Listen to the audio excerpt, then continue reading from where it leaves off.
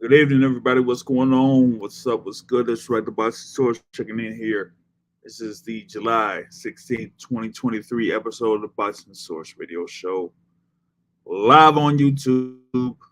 And first off, want to thank everybody who's been supporting the Boxing Source here right now. Pretty much out and about, on the road, for working that type of stuff. We wanted to check in with the boxing people and get the reactions to what went down last night. I know that there were a couple of events that went down. One, of course, in Las Vegas, and you had something over in Detroit as well. You also had a couple of other events that were going down in the boxing world that see if we have time that we'll be able to touch on here. But just wanted to get in here on this one to kind of like talk about the two main topics here that are showing up on the live screen here for YouTube. You know what I'm saying?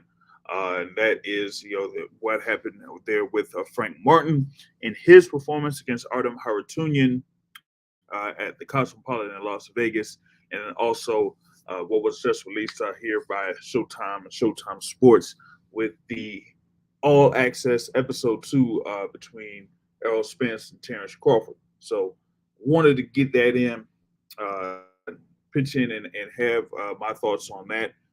Maybe if I have a little bit of a time, I'll be able to also jump in on a couple of other topics here that were, floating around in the boxing world, man. But, kind of like wanted to, chime in on these things, see, what folks had in reference to what happened last night.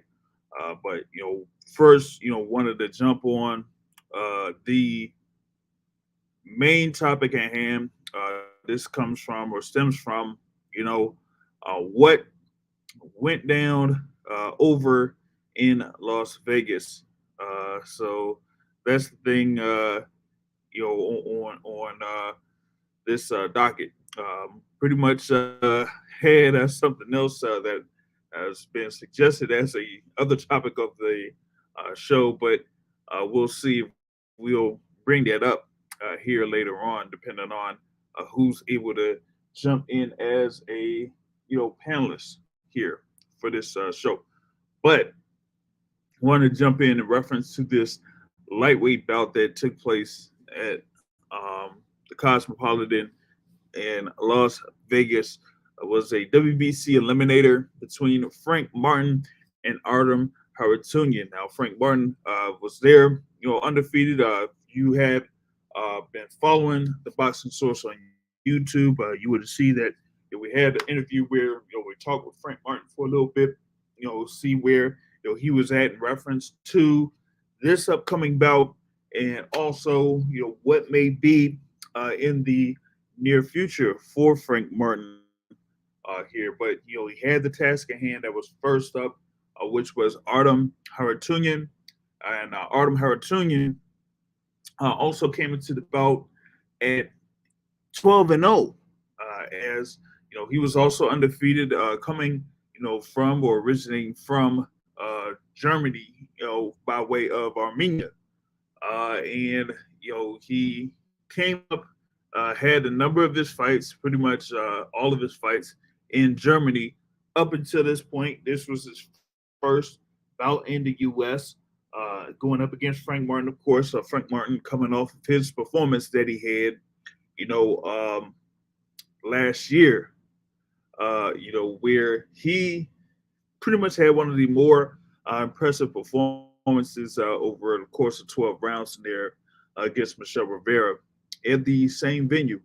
So we wanted to see if he could kind of like replicate that here in this particular bout against Harutyunyan. And think about it is, I think that he kind of like came in there, kind of wanted to see if he could show that he was among those top guys there, lightweight. But for a number of those rounds, he felt like it looked like he was tentative. Wasn't necessarily getting himself worked into or in a rhythm there against Artem Harutyunyan for the majority of that bout. And, it just seemed like, round by round by round, even though things didn't necessarily, kind of like stand out as far as like who would be like a clear winner of each round or something like that. But, it also seemed like, Harutyunyan was scoring rounds, over the course of the at least the first half of the bout. It seemed like, but for Frank Martin, he kind of like got more into gear in the second half of the fight, and once he started throwing more of the jabs and started to press more, then he had Harutyunyan on his back foot. And when Harutyunyan was on his back foot, he really didn't have that many answers. So just gotten to the level of pressure from Frank Martin to the point where Harutyunyan, even though it took him to the 12th round, Harutyunyan was knocked down. Well, pretty much put down on one knee there in the 12th round, but it still went the full 12 rounds there. But with this one, it was a much closer bout than his Frank Martin's last bout. It was a unanimous decision in favor of Frank Martin, but the scores were 115, 112, another score 115, 112, and one score of 114, 113.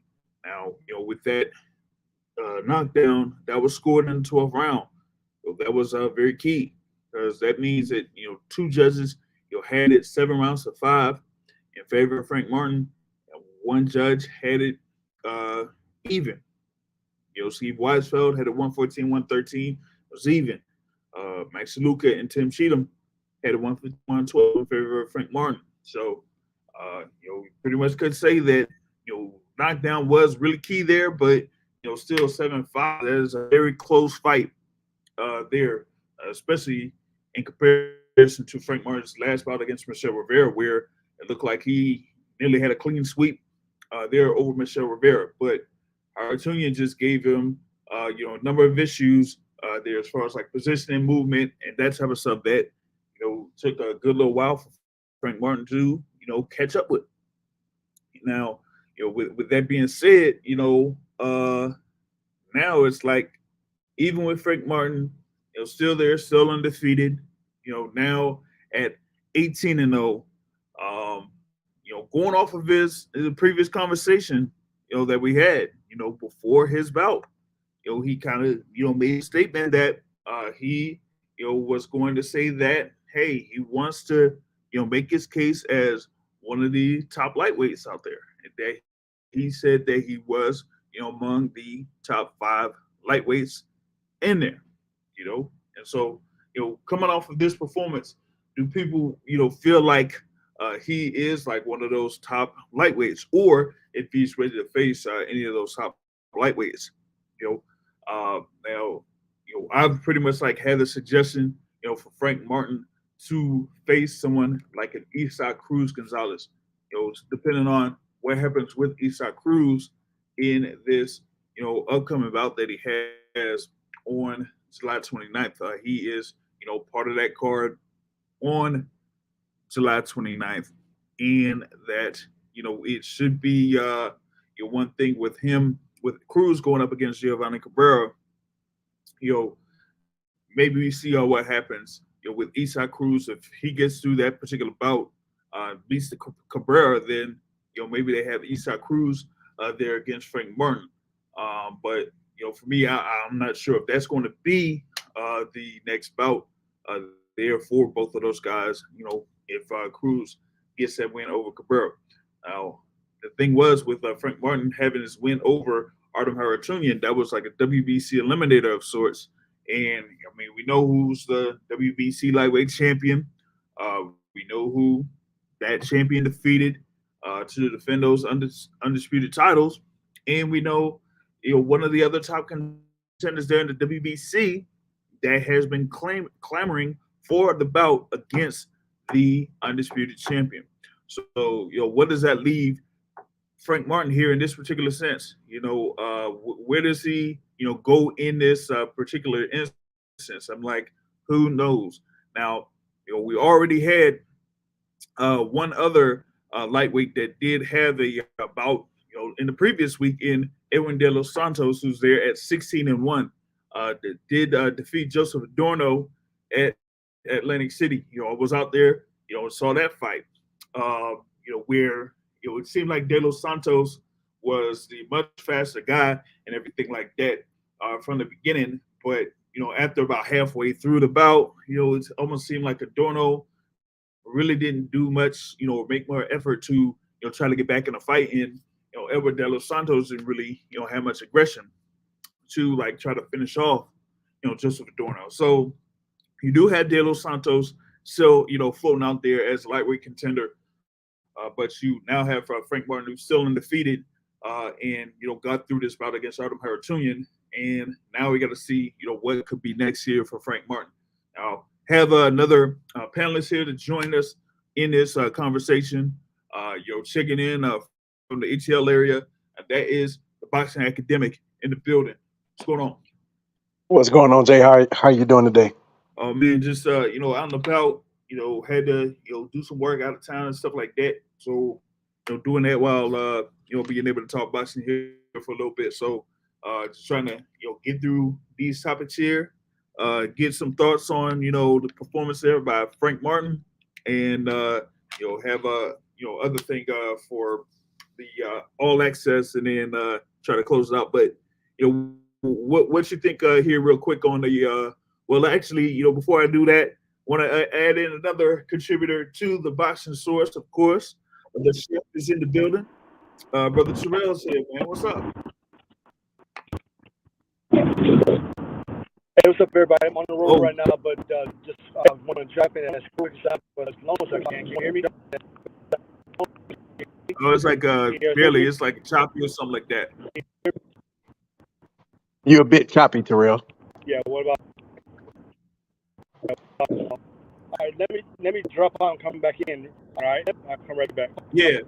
That'll work. Yeah. So. Yeah, Brother Terrell will jump back in there. So, boxing academic, you had this fight, Frank Martin, Artem Harutyunyan, man, where Frank Martin got a unanimous decision, but it was a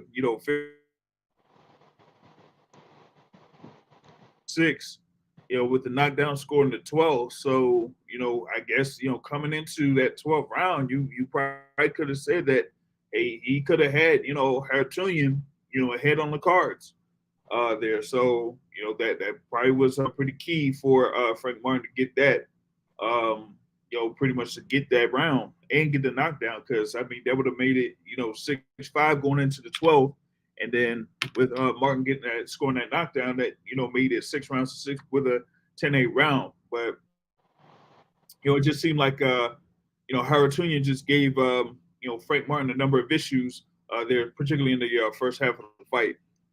What were your thoughts on what happened there in that bout? Yeah, I think you summed it up very well. To me, the fight was a double-sided coin as it relates to Frank Martin. Quite naturally, we know the that Texas style, that Tex-Mex style that they have in the gym there, and given who implements the style, it's very effective. And there are definitely some people who could take advantage of it. Mm-hmm. So I would say the double-sidedness of the coin was that Frank Martin, to me, had issues pressing the issue. He had a couple issues to me, like entering into the front door, even the side door, and getting off his offense. And one thing that made that possible of him having issues is the way that what's the guy name again? Harutyunyan, the way that he sort of blocked. And so I guess he got long elbows, long forearms, and long, the other part of the arm for his body size, because when he protected himself and he sort of put his block up, he would have his head tucked in his arms, and his two arms would be tight enough to where there really couldn't be a punch to get through, unless maybe you turned it sideways or you did something like that, and vice versa. He also bent down to where it was also hard to get to his torso, at least the front of his torso. And then he had some of the side covered up with that sort of blocking stance as well too. And so, I would notice times where Frank Martin would get to him, hurt him to the body, or either touch him to the head, and then his opponent would cover up in that sort of stance, and it would be hard for Frank Martin to get punches off. And so, quite naturally, with Frank Martin's sort of, you could relate him to a Spence, but obviously Spence does a lot of things a bit more smoother, a lot more, if you compare them to, you just have to say Spence is a better fighter, but nevertheless, Frank Martin is a good fighter. But I'm simply saying that, like with him throwing those straight punches, I don't recall him trying to throw like a looping punch to get around that sort of thing, or even throwing a looping punch to like try to hit him on the side, or dare I say it, side back, portion of his torso as well. And so, he would hurt him or get him in trouble, but then he couldn't really capitalize because the guy was blocking and stuff. And so, like you said, so that's one side of the coin, is that, he had trouble sort of entering the front door with the sort of offense that we used to seeing from him. But the other side is that you could argue that he was down on the cards, or that he wasn't winning, some of those exchanges. And so his coach pretty much was like, "Hey man, you need to crank it up, and at one point he all but said, "You ain't winning. I need you to go out there and try to knock him out." And so Frank Martin responded how he was supposed to respond. He responded like a champion, and you could tell he was a little fatigued, but he responded how he was supposed to respond.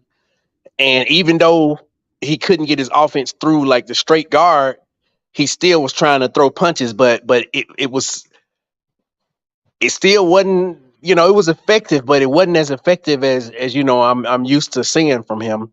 And I guess that's the arc that happens when you go up against either a better level opponent or opponent that sort of got your number in some sense, a la Manny Pacquiao and Juan Manuel Marquez. He just really kind of knew what Pacquiao would do and kind of exploited that, and that made it pretty good fights, even though Pacquiao threw more punches. But then you throw in a Tim Bradley who threw more punches and then could stay away. Them sort of styles make the fight. So two-sided coin. Frank Martin couldn't get his offense off how I'm used to him seeing, and had trouble sort of getting in the front door and side door. But then when he was down, he responded like a champion, and so he cranked it up when he needed to crank it up. And luckily, by that time, the guy sort of had lost some steam as well. You asked the question, is he ready? I don't know if you asked this, but I feel like you asked it. But he's ready, but I'm not sure. If he beats Tank, because Tank definitely would touch him on the chin. I'm not sure if he would beat a Shakur Stevenson, because Shakur is quite exceptional and kind of is an artist around the ring, and he sort of throw enough punches and he sort of commands the ring, can keep you off him, he can come to you. I mean, obviously Frank Martin's style would give Shakur trouble, but I'm just not sure with what I saw yesterday. Maybe he was dehydrated or something, but he didn't throw as many punches as I'm used to seeing as well. Or maybe it just they were missing. But yeah, I'm not sure if he beats those guys. Devin Haney, let me think. Seems like Devin Haney always raises level, enough to when he need to, and he always get a lead on people, or at least he be winning up until the championship rounds, and then he sort of coast meaning like try to protect his lead. That's what I've kind of seen in the Devin Haney fights. But I mean, I think Frank Martin would give everybody trouble from yeah. I mean, I need to see another fight where he show us, just sort of the Something advantages that different. he could use. Yeah, Word, because it'd be kind of tough. word. Now I'm gonna see if I can add Terrell back on here, seeing if he could chime in on that matchup between Martin and Harutyunyan here. Terrell, you back here with us? Yeah, can you guys hear me? Yeah, you're all Yep. good. Well, first of all, before I even get into the match, I just want to just preempt this by just saying, totally thankful and grateful, and I mean that. You guys know I mean that. Just to be on the show, participate in the show, and just to comment on the sport that we all love and support in many different ways. On top of that, as long as we've been doing this, we've been highly respectful of each other, regardless of what opinion someone's opinion is on the show, regardless of how someone sees a fight, a fighter, things like that. We've been respectful. The thing about as a grown adult is to listen to someone. It's actually stop, shut your mouth, and listen to someone. You may not like what they say. You may think a different way. That's totally fine. That's totally fine. That's totally fine. That's life. But you have to be an adult, respectable, and listen to someone, and not dismissive. I mean, sometimes there's some true idiots in this world. We know that. Some people that don't know what the hell they're talking about. We know that. But on this show, in this forum, we have respectable, professional people in this group, and we've always shown that to each other, no matter what. We've had fun, we enjoy it, but on top of it, the bottom line is respect. Respect. I've never been on a show and had someone heard stuff I heard last week. I'm still bothered by that extremely. It was funny, but still at the same time. But we all love and respect each other. That's one thing I enjoy about this. Just the atmosphere that JR brings to this, because it all starts with him. It all starts with him. And every time, JR, you go on the road to do an interview or something like that, you attend a fight. I'm glad because that we know what we get to live vicariously through you, and I appreciate that. Because I'm we all got different stuff on in our lives, and I can get on the road and do this. I love to, but you know what? I still follow the sport because I love the sport. And same back, we come back here whenever we have Wednesday midweek report every Sunday, whatever it is, we come back in and we chop it up respectably. And I hear Mike's opinions, Matt, uh, whoever's on the show.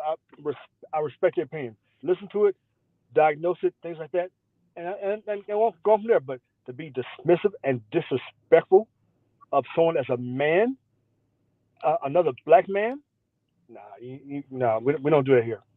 We don't do that here. Not at all. Not at all. Yeah. But So, aside from that, uh, with the Frank Martin fight, it's just interesting. I think for the second week in a row, we see someone that's coming up in the ranks that's already established a name for himself, Frank Martin. Last week, Big Baby, things like that. Uh, and we expect a dominant performance. Sometimes it doesn't work out like that, as we see. We see. And what's interesting about Frank Martin in the lead up to the fight, he himself said that he's looking to make a dominant performance, and he himself said he's looking for a stoppage. Not always a wise thing to say, because what happens when that doesn't happen? You see what I'm saying? When you don't get that stoppage, we don't get the devastating knockout. What happens then? Then that's when it comes to questions. Oh, was something off in camp? Has he been out too much too soon? Things like that. Kind of instance what we said about Big Baby last week, right? Uh, did we think he's ready when he's not ready? But for Frank Martin, he's ready. I think he just encountered someone that we don't know anything about. That's this German guy. We don't know much about him. never heard of him, things like that. And he just brought a particular style that we haven't seen, and he brought a style that wasn't conducive to for the length Frank Martin do what he wanted to do in that sense. But that's so beautiful about the sport of boxing. It doesn't always go to plan, and doesn't always go to how you think it's going to go. It does not, and that's why we fight. That's why they fight. That's why they don't play boxing, right? But Yep. it was just interesting. Like I said, Frank said, I'm looking to make a statement. And me personally, he's still good. He's still right there. Because for me, his come out party came in that last fight. And for me, the biggest attribute I love about Frank Martin is his ring generalship. That last fight earlier this year, when I forgot the guy's name, Rivera, something like that, what it was, right? Yeah, Michelle Rivera. Yep. He just showed an excellent command of the ring, defense, pressure, come back when you need to, pressure, come back, things like that. Just the power, control, jab, all those things. It was a beautiful display of a full command of a boxing match he did last time against Rivera. This guy last night, he just offered a style that he's not familiar with. And I'm sure they did some work on him. I'm sure they did some film study if there was even that much film on this guy, things like that. But and you know he's working with out of a great camp with the Spence, Charlos, things like that. Not even Ryan Garcia and even Joshua, who's also a part of that camp. Yep. At whatever basis that is. Well, I'm not sure how much he's there or not, but nevertheless, greatness feeds off greatness. So all those guys are down there with their chains, feeding off each other's greatness. It's a beautiful thing to see. But I still got Crawford. Y'all know that. but Frank, he's good. But just like Big Baby, he has to learn a lesson. It's not going to always go to plan like you wanted to. It's not. Yeah. So that's the sport of boxing. So here we are, and even post fight, I saw some clips on YouTube. Keyshawn Davis, basically saying, that ain't it. That ain't it. They ain't gonna get it. And I want to get you guys real quick. Where does Keyshawn Davis fit in the 135 at this point? And he thinks he's there at the top level. I said no, not yet. As a matter of fact, he hasn't even fought any 10 rounds yet, I don't think. Or maybe Well, he has. Yeah, okay. But for me, Keyshawn Davis is still, I would say, at least 5 fights from being at the top of 135 for men, as far as one of the top contenders. That's my personal thought. What do you guys think? Now the thing with him, he's only had just 8 professional fights. Keyshawn Davis, right? And the thing about it is, he's coming off of being a silver medalist. Losing to Andy Cruz, who had his first professional bout yesterday. Which was fairly interesting given the circumstances that he had it. But with Keyshawn Davis, he had the fight last year against Juan Carlos Burgos. That went 8 rounds. But then his following bout, that he had, just what was it, months back. If this was in Newark, I was there when he fought, Anthony Yiggett. That was, tough. Well, I wouldn't necessarily say a tough bout. He was, pretty much doing his thing. It was that Yiggett kind of like was, fairly stubborn as far as like succumbing until about the 9th round, where he, eventually, went down to one knee, and then after that, got stopped by Keyshawn Davis. So, Keyshawn is, about 8 fights in, 8 professional fights in. He has, one bout coming up on Saturday, actually. Against Francisco Patera. So he's going to be in another 10-round bout. But, he's, only been in the professional game like 2 years, and they're kind of like bringing him fairly quickly there in the lightweight division. So, maybe he could be there that as far as like being around that top 15 or so, whatever it is, just maybe. But, as of right now, you can't really gauge that because of the level of competition that he's had. In comparison, with Frank Martin has fought, like Romero Duno or Jackson Mariñez, has been notable. And of course, we know about that Michelle Rivera fight. So he's had those bouts against, fairly notable competition in the lightweight division. It's just that, here against Harutyunyan, where, you have his first bout, had his first bout in the United States. All of his other fights have been in Germany. So it's not like you could really get much,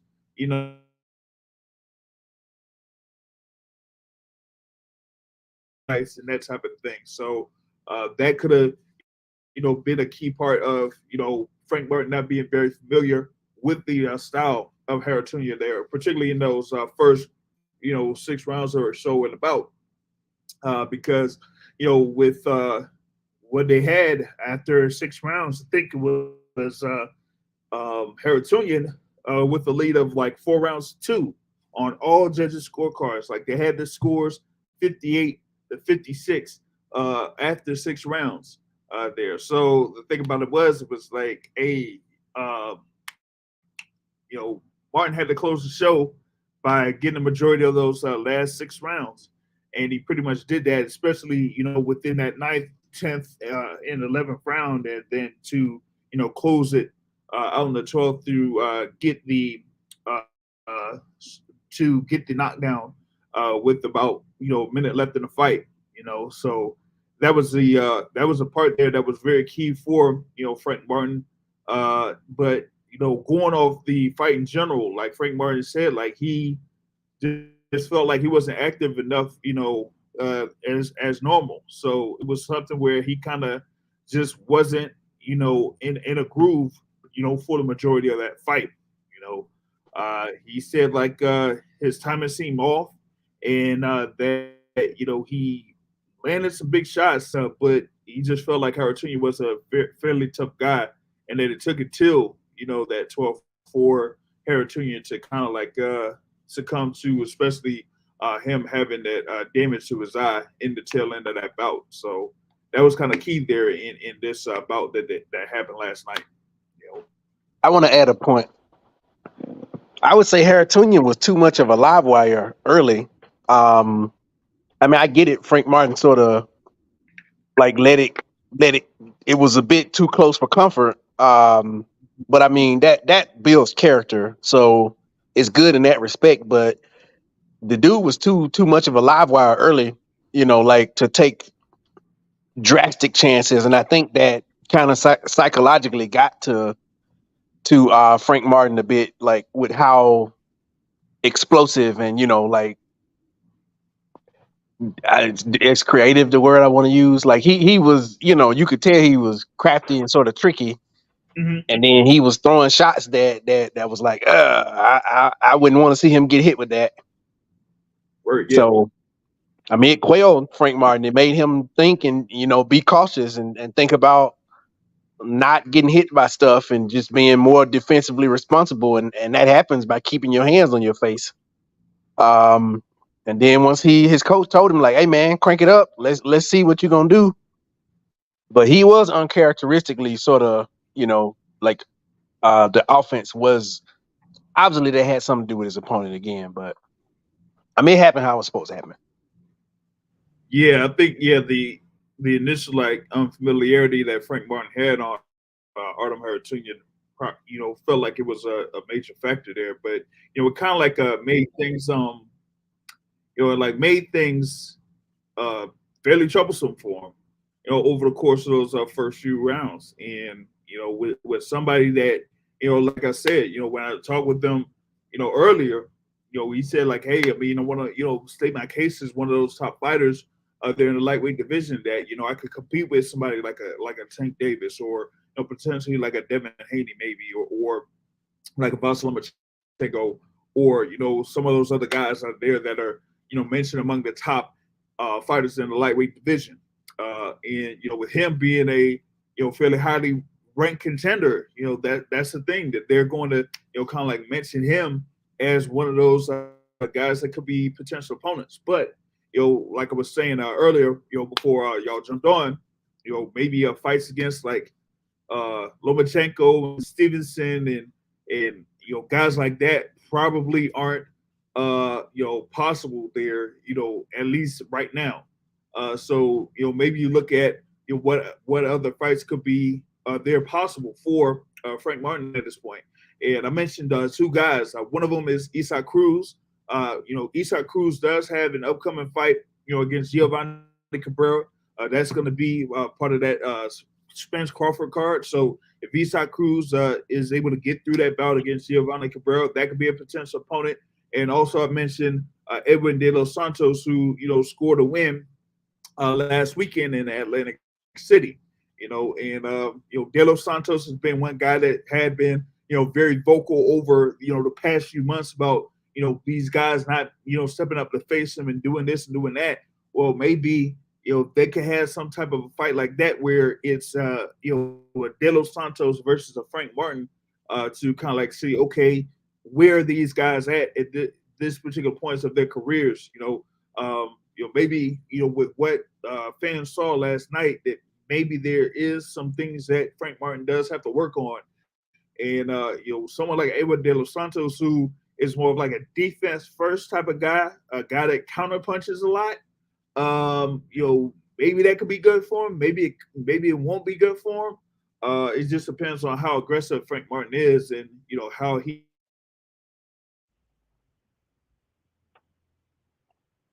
The two bouts I would say are potentially next for Frank Martin at this particular point, given what's happening there at the top of the lightweight division. I did not mention Gervonta Tank Davis. Yes, Tank Davis is out of jail and things like that, and we could have something set up for another bout, but Tank Davis. I just don't see that fight happening. Particularly, I don't see it happening this year. I think there's going to be another big fight coming up that will involve Gervonta Tank Davis there. So that's why I didn't mention him as a potential opponent for Frank Martin. And I just don't feel like Frank Martin is ready for a bout against Tank Davis at this particular point of his career. So there's that. Hey, and another thing I would say real quick about Frank Martin, not just Frank, but other great fighters when they're on their way to the top. It's something that we don't speak about often, but it's definitely as part of a fight, the mental part of a fight, as far as being mentally strong when something doesn't work that like you thought it was gonna work. When you hit somebody with your best punch, they don't go down. What is Plan B? What is Plan C? And on top of that, do you have the ability and the focus to go back to your corner, listen to what your trainer's saying, and go back out there and actually implore that. Not only implore that, but to actually mix it up and to think on your own. Like, man, I didn't, let me set this guy up. Let me do a different counter. Let me do a different jab. Let me take something off my jab. And this ability to mentally focus. And this is part of this process. Every great fighter goes through this. You can't just blow through everybody. Oh, yeah. And he was. I'm glad we saw this. I'm glad we saw that. What happened with Big Baby? With Charles Martin, he had to go through things like that. When everyone that you hit does not just necessarily just go flat on the back. It's not going to happen like in every fight. So it's part of be able to focus and have that mental fortitude to like, hey, let me tighten up. Let me listen to what my coach is saying. Let me do something different. Let me do something different in the ring. So it's part of his process. So I still think he's there. For me, it's so much to talk about at 135, especially with Tank just getting out. Me personally, let Tank get home.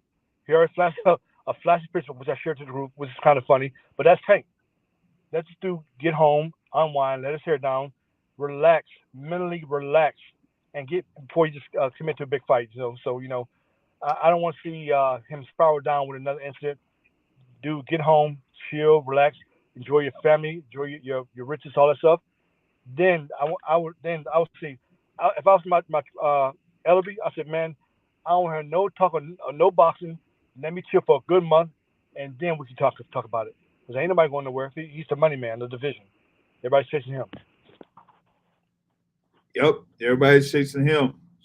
I like I mentioned before, you do have an undisputed champion. But that undisputed champion still isn't the money man, as you said, in the lightweight division. So it just all breaks down to, okay, what is Tank going to do next? And like I said, it's pretty much going to be another big fight that's on the works, it's on the horizon. And I feel like it will be, easily the biggest fight in the division there. And it's going to kind of go into the theme of what's been happening in this year boxing. That we've been having big fights, great fights, fights that people will be talking about. And this is going to be another one that's going to come up. I just feel like that's going to be the case here before the end of this year. But with that being said, I mean, going back to Frank Martin, like I said, I mean, he had to deal with somebody that he wasn't necessarily familiar with, and it kind of like took him some time. And like you said, Terrell, what is his plan B? What was going to be his plan B there, in order for him to, get back in this fight. And he was able to do that in order to come back after, having a deficit on the scorecards in those first 6 rounds to, get back in it, land body shots, mix it up, go up top, have Harutyunyan be damaged in his eye, and to a point where that was what had him, take a knee in the 12th, so that was the thing on that. I feel like, with that being said, Martin, we'll see how he does, but I'm just looking at what's going on in the lightweight division, particularly, like I mentioned there with Edwin De Los Santos that scored his win last weekend, and then seeing what's going to happen up in a couple weeks with that bout between Isaac Cruz and Giovanni Cabrera, as that is the other key bout there in the lightweight division. So that kind of like sums that up. But moving quickly here, just wanted to go into what happened on Showtime Sports earlier today. It was posted on YouTube through Showtime Sports, Showtime Boxing, Premier Boxing Champions. You had episode 2 of All Access with Errol Spence and Terence Crawford. With episode 1, they kind of like focused a little bit more on how both Errol Spence and Terence Crawford, like how they represent where they come from. Errol Spence in Dallas, Texas, and Terence Crawford in Omaha, Nebraska. You see like Errol Spence being involved there with Dallas Cowboys, that type of thing. You see Terence Crawford having what's going down in Omaha, Nebraska, doing a whole I want to say like get together out there in Omaha, Nebraska, with the people there in Omaha and all of them looking up to him. But in this one, pretty much broke down to what's going down in the camps, and of course with Errol Spence Jr. in the camp there in Dallas, Texas, man. With Coach Derek James, you got all of those fighters there. You seen Frank Martin, who was preparing for the bout that happened last night. You seen former unified heavyweight champion Anthony Joshua. You see what's going to be coming up with Jermell Charlo with his upcoming bout that's going to happen against Canelo Alvarez. And you got, of course, Ryan Garcia coming in there. So you got like a number of fighters that are also working in the gym alongside Errol Spence Jr. as he prepares for his bout against Terence Crawford. And on the flip side with Terence Crawford, you got the same guys that he's been with the whole time there at B&B Boxing. Going from Omaha over to Colorado Springs. You got Steven Nelson, who's been, with Terence Crawford for a long, long time. A number of other fighters, out there with him. You have his team, Coach Bomac, Red Spikes, Isa Dieguez, that's part of his team. And, they kind of, we kind of like mentioned that he feels like those guys, also with Bernie the Boxer, some people know who Bernie the Boxer is, that those guys in his training camp don't get enough credit on the, compared to, someone like a Derek James who was awarded 2020 Trainer of the Year.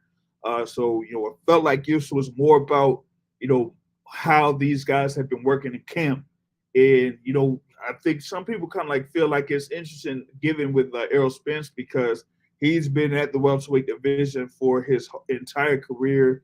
And that, it's been known how much it's been an issue of sorts for him to, try to get down to 147 pounds for him and wherever he was at. So it was more about like, okay, how is he going to, stay within that, weight so that he could gradually get down to 147 for him to properly prepare for this bout against Terence Crawford and not necessarily, be drained or whatever it is come July 29th. And on the flip with Terence Crawford, it's more about him, just saying that, hey, this is where, he's said, hey, oh, people felt like, I was doing this, I was doing that, but I've been, waiting for this fight for all these years and all this. So it's now, time for him to kind of like been to step up and show that he's been really waiting for this bout for a long time,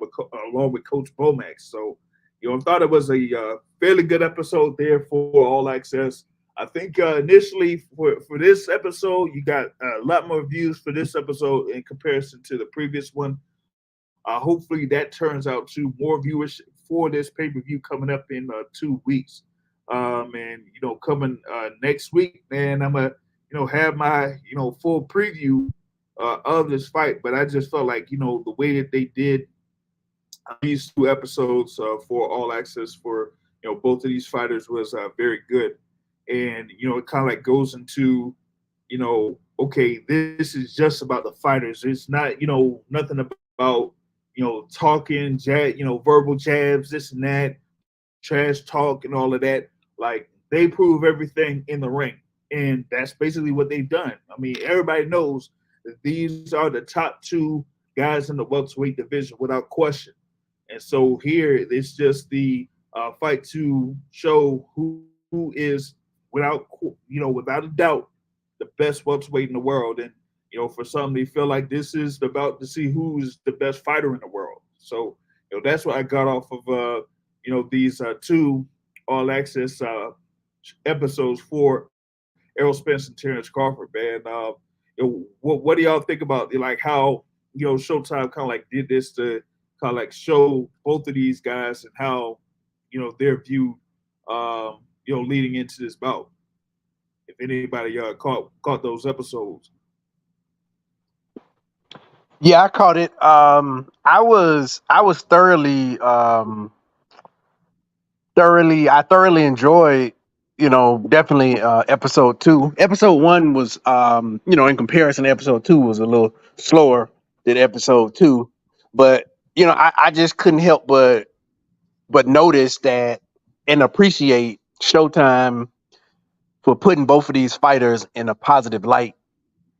It gave me joy to see that both of these guys, from their own perspective, it was a very joyous sort of light that they put these guys in, from each side of the camp and the way that they are, portraying them.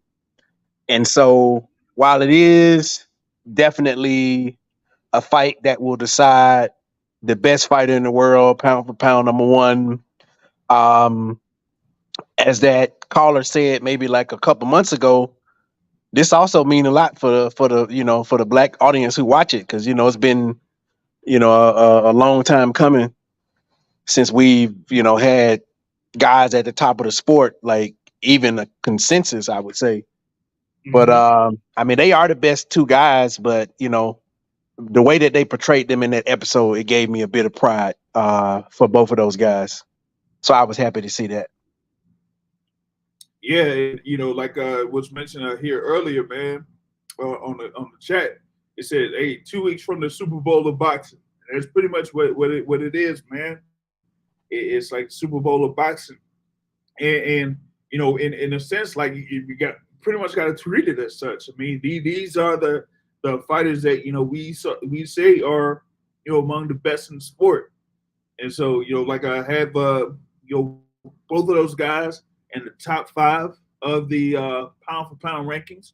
And so I feel like, hey, the winner of this is pretty much could be number 1. I know that a few days earlier you're going to have Stephen Fulton versus Naoya Inoue, who are both in the top 10. But it's this particular bout here that says, hey, these are the 2 clear cut guys that are among the top in the sport of boxing. So definitely having Showtime feature those 2 guys, how much and how hard they work in order to get to the level that they're at. That was very good. I think they did that in this episode, and in the previous episode, like I said, they kind of showed them to how they represent the cities that they come from, and also how much of family men that they are too.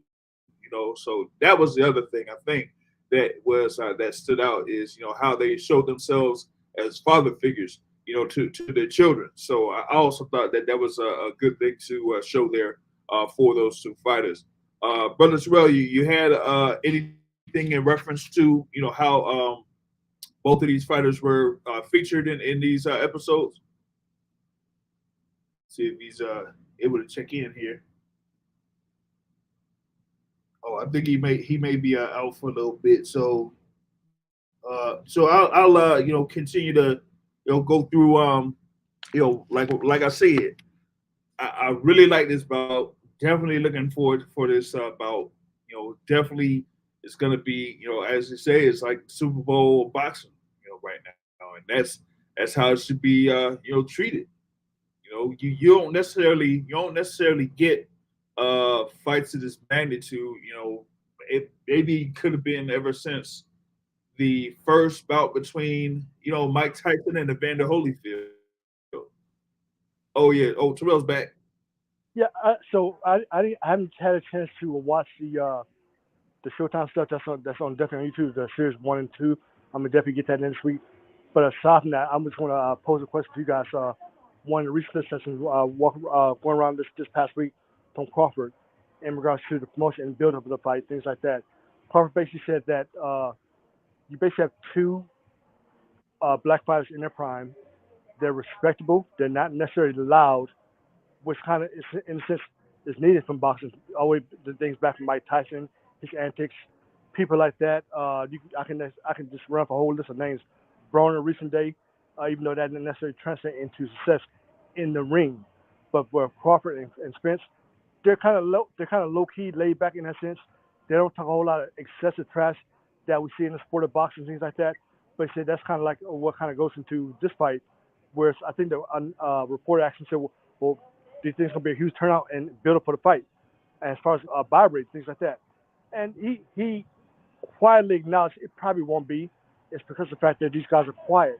They're not two black men going at each other that the media kind of expects, and from out of fighters, and especially in the sport of boxing.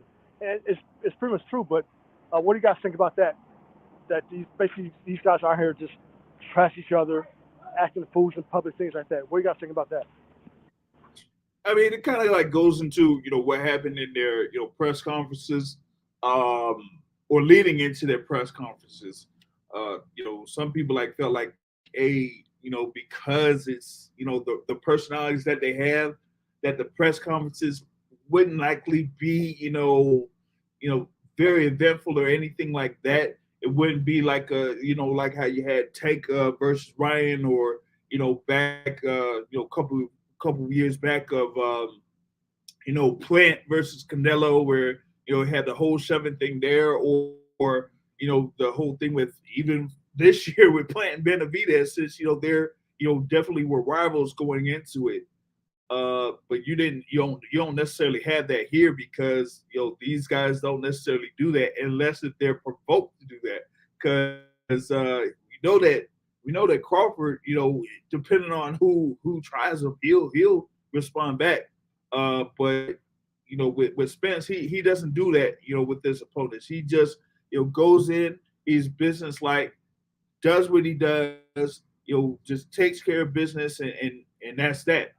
But here in these press conferences, you've seen that they tried to trash talk and jaw with each other, especially what's happening leading into the fight taking place. So with that being said, I mean, I really didn't think that it does need that much, because the fight itself is big enough to where boxing fans should be interested in it regardless of what happens outside of the ring. So that's how I felt on that. And even on that point, when we look, even right now, we don't know as far as pay-per-view numbers for this first fight. All right, and I think it's gonna be kind of one of those odd situations where the second fight could actually be better than the second fight pay-per-view numbers. Whenever that fight is, wherever it's at, those fight numbers will probably be better than this first fight. And just being honest, in this new day of pay-per-view and things like that, I mean, we know these guys have a big social media presence behind them, but they don't have that crossover like that. Neither one does. Neither one does. And we know that Spence is the more established fighter in terms of pay-per-view fights numbers in terms of pure boxing fans. We know that, but neither one has that crossover with them. So it's kind of funny, like the sex fight numbers, whenever and wherever that happens, because that does matter as far as venue, big room, small room, things like that. The sex fight numbers were probably better than the first fight numbers, and we kind of mirrored that. You look at the first fight between Wilder and Fury. I don't have those numbers off the top of my head, but I think that the second fight with they had 3 fights, right? Yes. 3 fights, right? Yep. Yeah. So I'm sure those the second Wilder Fury and Wilder Fury 3 were much bigger than the first one. Yes. So it's going to be very, very interesting. And even on top of that, for Spence-Crawford 1, once again, the type of fight that it has inside the ring, is it a blowout? Is it one-sided? Which I don't think it will be. I definitely, because and these guys, they know how important this fight is for all the marbles at 147, possibly the mythical pound for pound #1 ranking too is on the title on the table as well. So the type of fight they have actually inside the ring will actually dictate the numbers for the second fight too. Because if it's an all action war and a throwback to let's say a throwback to Hagler Leonard, something like that, or just if it's that type of fight inside the ring, and they give us that type of product, that's going to create a big buzz and anticipation for the second fight whenever and wherever the fight does happen. I think you guys would agree with that, right? Yeah. Now, I mean, it could be like like a Wilder Fury 1. You took my answer, JR. Dang. Go ahead. That I'm kind of sorry. generated the buzz for what happened in Wilder Fury 2. Especially with them, blasting what Fury when Fury got up there in the 12th round. So I think with what could happen here in this bout, especially if it's a very close all action bout, that it would kind of like command the things there for a rematch. And I know that in that second episode, at the beginning of the second episode for the all access, they had the footage of Errol Spence Jr. there with the guys over at the Pivot Podcast, where I think it was Channing Crowder kind of asked him. I mean, if it's something to the point where hey, you beat up Terrence Crawford up, so bad that it doesn't warrant a rematch. Like, what would that how would you feel about that? He's like, well, I mean, hey, if that happens, that happens. But I'm kind of that's what I'm here to do. I'm here to beat them up and break them down. So if it does get to the point where it's like a blowout of sorts and someone gets definitively stopped in a fight that's not that close, then maybe a rematch isn't necessarily in the immediate horizon. But if it is a close bout, then you could expect a rematch to be demanded and demanded fairly well.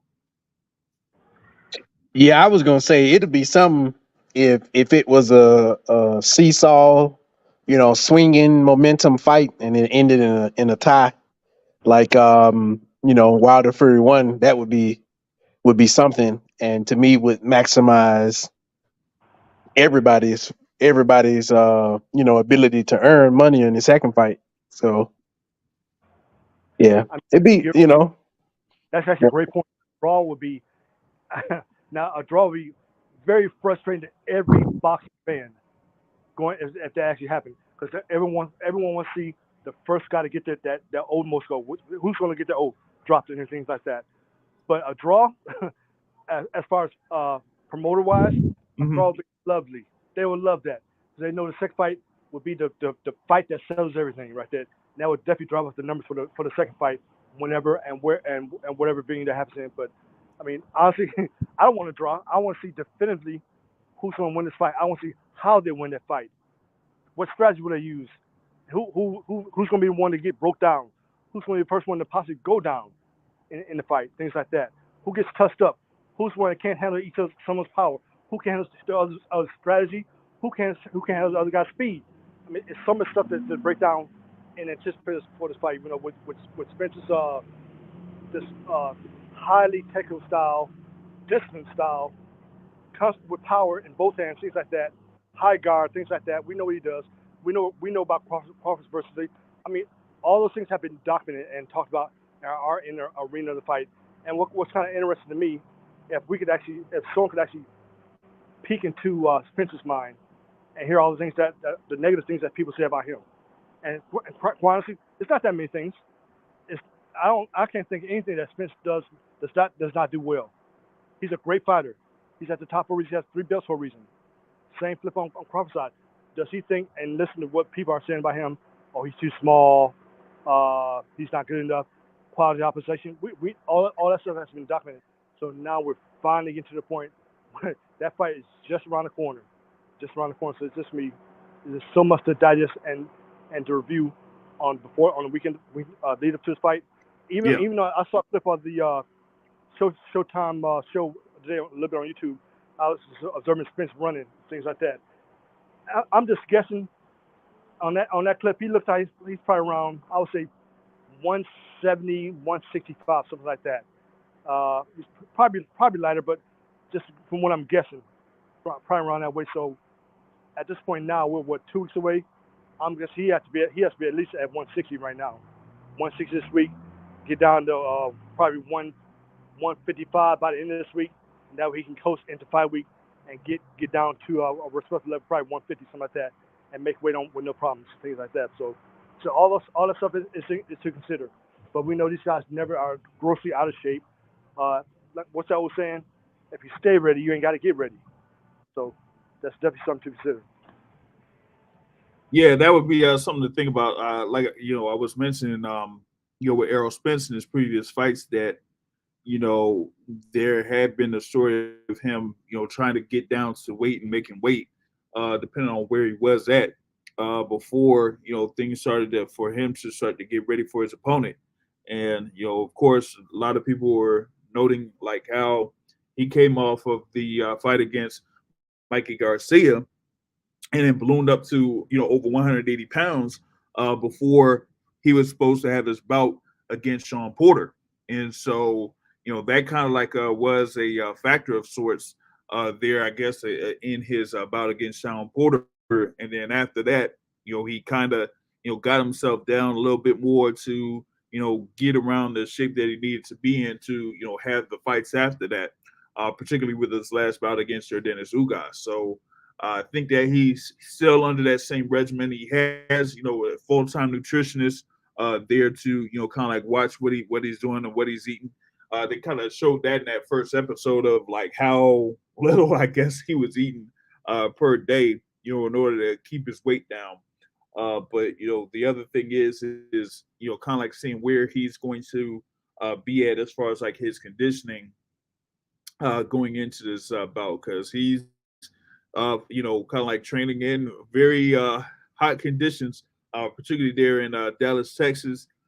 He was, over in Las Vegas, of course, yesterday for his fighter, Frank Martin, as he promotes Frank Martin there. So he probably has something where he's getting ready there in Vegas as well, where it's at least 110 degrees as a high. And it's going to be like that for the next few weeks. So he's kind of getting himself acclimated to that environment and, preparing himself for this bout against Terence Crawford. But another thing in reference to what you're mentioning, Terrell, as far as like a fight of this magnitude, ended up in a draw like that first Wilder Fury fight. There was, of note, another undisputed title fight that happened some time back that ended in a draw, and that was a division above, where you had Jermell Charlo and Brian Carlos Castaño. Their first bout ended up in a draw. And then the second bout that happened in Carson, California, that was a very, very good bout between those two, especially those first 2 rounds were like almost like rounds of the year contenders. But you ended up having a definitive winner there with Jermell Charlo being able to stop Brian Carlos Castaño to become the undisputed champion at 154 pounds there. That was, last year. But, with this, yeah, you do want to see, one definitive winner one guy that just proves to be the best guy out there in the welterweight division. You don't necessarily want it to the point where you have doubt as to who won the fight, and then it ends up being a draw. You might have a demand for a second fight, but you just like you said, you want to have that 4-belt undisputed welterweight champion. Something that necessarily that has not happened. I mean, you've had an undisputed champion like in Zab Judah, but that was when it was 3 belts recognized. That was 4 belts, and so you want to have that 4-belt undisputed welterweight champion, and you want to have it be decided on July 29th right there. So there's that, man. Wanted to make this a quick episode, man. So wanted to just hit those 2 topics and roll out. I'm out on the road and about work, so didn't really want to spend that much time chopping it up on a few things. We'll have more stuff to do on Wednesday to see if we can get a midweek report in and that type of stuff. So we'll be able to chop up some more boxing on Wednesday. But big thanks for the Boxing Academic and Terrell for joining in on this particular episode here. And we'll get right back at it for the Boxing Source radio show next Sunday, July 23rd, to preview Spence versus Crawford. So I hope y'all will be able to join us for that. Thank all of those who are listening live. And if you haven't done so already, hit the like button here. And also, if you haven't done so, you hit the subscribe button to get more content here from the Boxing Source, man. But hey, that's it for me, man. With that being said, like I said at the end of every show, folks, Corner Boxing is a hit and not get hit, not to send and trade.